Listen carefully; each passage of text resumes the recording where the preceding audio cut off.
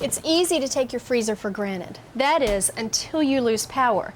If you know that the utility company will be working in your area and you'll be without power, then the night before they come, turn your freezer down as cold as it will go. And then whatever you do, don't open the door or all of your cold air will escape. You can also try wrapping blankets around the top of the freezer to keep it insulated. Just make sure that the bottom vents are clear because you'll need them to be when the power comes back on.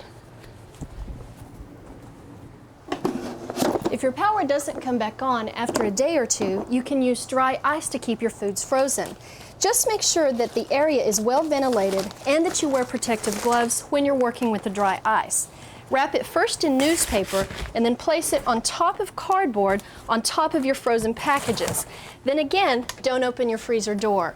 Your frozen foods will stay frozen for 2 to 3 days or 4 days if your freezer is full. With a little planning ahead, a loss of power doesn't have to mean a loss of your family's food.